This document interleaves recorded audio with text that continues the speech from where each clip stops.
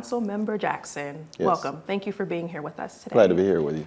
Thank you. Yeah, and you've been in your seat for almost 30 years. Yeah, 29 years. 29 years. Yes. I know you've seen a lot in the city of Decatur. Seen a great deal in Decatur, yes. What made you decide that you wanted to run as a mayor? I think you kind of hit on it. I've seen so many different things as council member for the city of Decatur. And I think that now was the perfect time because I think that we have the opportunity to add accountability, leadership, the experience that comes with 29 years of experience on the council. I think all of those things are needed right now for the city of Decatur. We're in a position where we're sort of divided as a city, and we need someone who has been there, who's seen everything that happens in our city and the city process, and someone who can unify our city, and I think that I'm the person who can do that. It's been a rough almost 2 years. It has been. What have you seen that you believe gives you hope that there can be a change with you as mayor? You know, I do believe firmly that we as humans have more in common than we have differences. And I've seen a lot of these common areas that people have, and we're just not exploring those. So I think that more than anything else, if we can get people to the table and we can start those conversations and we can kind of focus on the things that we have in common, more so than the differences, that gives me hope that we can come together as a city and we're more powerful and more productive as a city if we're pulling in one direction rather than some people pulling and some people pushing. So that gives me hope. And if we can just tap into those common areas, I think that we can realize the potential that we have as a city. So we talked a little bit about the community itself. And I will go a little bit further as it relates to the community at those city council meetings. Recently, there were some revisions on public commenting. And I know, well, for work sessions. I know you at one point agreed with Councilmember Latner about eliminating public comments, but you also said that you were, quote, disappointed in that, you know, we always have to listen to the public. So can you further elaborate on the elimination of public commenting at those work sessions? I'm not really sure where it comes in where I was in support of eliminating public comment. I've always been a person who believes in public comment. As a matter of fact, we formed a website for our city in 1999. And in 1999, my personal cell number went on to the city's website, and it's still there, the same cell number, excuse me. But that's because I want public communication. I want those people to reach out to me and talk. I don't know that we can address any issues without hearing from our public. So as far as eliminating public comment, I've never really been in favor of that. I think that we have to have absolutely controlled public comment. And once those things are controlled and we can hear from our public, because our public is really frustrated right now on both sides. And we can't address those issues or start to try to solve those problems without hearing their concerns, their frustrations. So I am always in favor of public comment, but I think that it has to be done in a controlled manner. And to emphasize, that was what I was referring to with the disruptions at the work sessions, that you agree with Ladner that, you know, there shouldn't be any disruptions. I think that, as I said, people are frustrated. And, you know, sometimes it appears that we as council members and the mayor are not listening to them. And when people feel that, you know, you're not being listened to, then, you know, that frustration sort of erupts. So am I in favor of that? Absolutely not. But I do understand why people are frustrated. I understand that they feel that we may not be listening to them. I understand that when a mayor gets up and walks out of a meeting and does not want to listen to the public, then it sends a message that your thoughts, your ideas, your frustrations are not important to me. So I think that I can clearly see why they're frustrated at this particular point. And I think you answered my next question. I have to ask, Sure. If you were to become mayor during public comment, will you stay? That's a question that goes without saying. As I said, in 1999, when we formed a website, my cell number went onto that website. In 1996, when I ran for office and I won, we started community meetings the first Tuesday of every month because I want to hear from the public. So it's a given that if I do all of those things to make sure that people can communicate with me. I'm going to stay at every meeting. It's my job, it's my duty to have it. If I'm saying that I'm going to have a transparent form of government, then I need to be able to understand what people are going through, listen to their comments, and hear what they have to say. So I am definitely going to be available for our public, and I would never walk out in a situation like our mayor's doing. It's not only frustrating for the public, but I think it's frustrating for our council as well when the mayor, who is the chief executive officer of our city, is walking out of those meetings. So absolutely, I would stay. Okay. And you mentioned the mayor. I'll go into your collaboration with council members. I mean, there'll be some new seats to be filled, new people to work with. How will you bring the council and the community back together? Because there wasn't only just, well, you mentioned the community, but there wasn't just division within the community. It's also within the council that you currently have a seat on. So what will you do to heal the functionality of the city council, given the discord over the past 2 years? You know, I think that, we keep hitting on the same topic, and it's communication. I think that we have to communicate with, as a council, we have to communicate with each other. As a mayor and a council, we have to communicate. But I think that especially the new council members have to realize that you're elected to be a representative of the people from the district that you are elected by. Everyone can't come in and cast a vote on every issue that we have, so you're merely an extension of those people who elect you.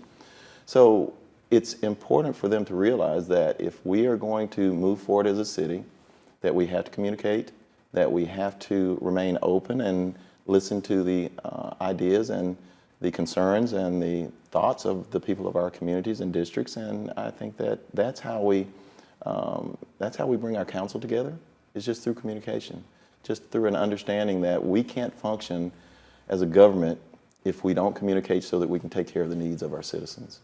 And do you think, should you get the seat as mayor and the positions that need to be filled with new faces, do you think that would at all help with any type of unity within the council? I can't say. I really can't say, because I don't know some of the candidates at this particular point, but hopefully regardless of who comes, we can work as a cohesive unit, and we can make sure that we are focused on the needs of our citizens, on the needs of the progress of our city. And I think that I hope that people run because they have a heart for community and they have a heart for the city. And if that is actually the case, then we can capitalize on that, and we can move forward as a city. Okay. What are your initiatives if elected mayor? Oh, that we got so many. And, there are a lot of things that we do right as a city. But, I think our primary focus has to be out of the gate. We have to start, again, trying to bring our community together.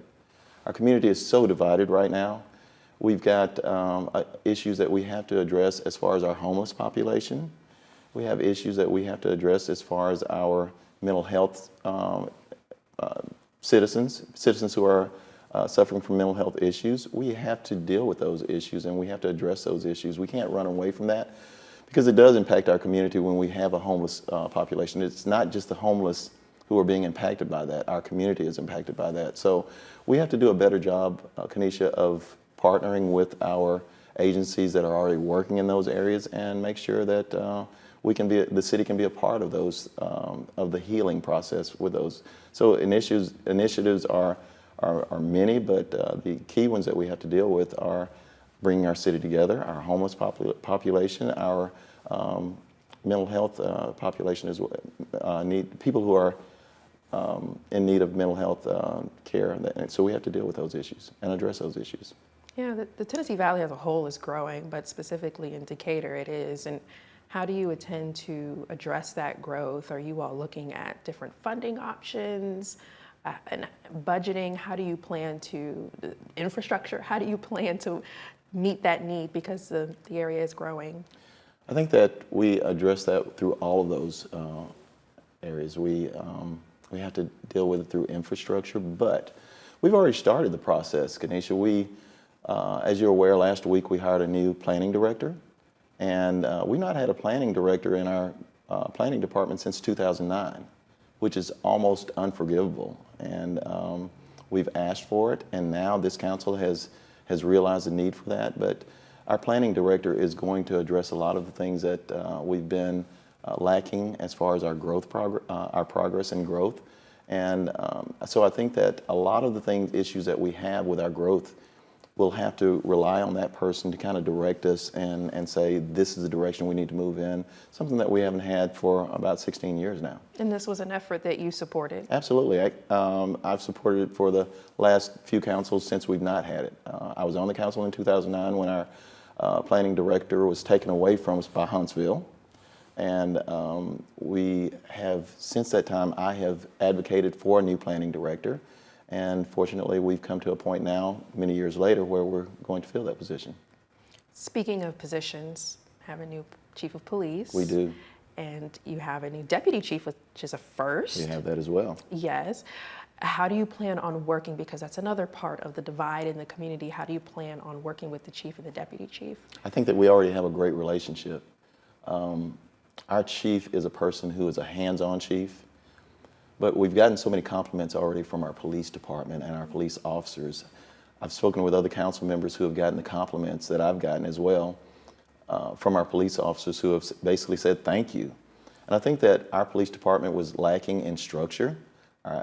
Our new chief brings that structure. Our new deputy chief brings that structure. They're a team, and as they start to implement the new plans that we have for our police department, I think that people in our city will see the development and the progress that we're making inside of our police department. We're going to see more community policing. We'll see more hands-on involvement with our police department in our communities.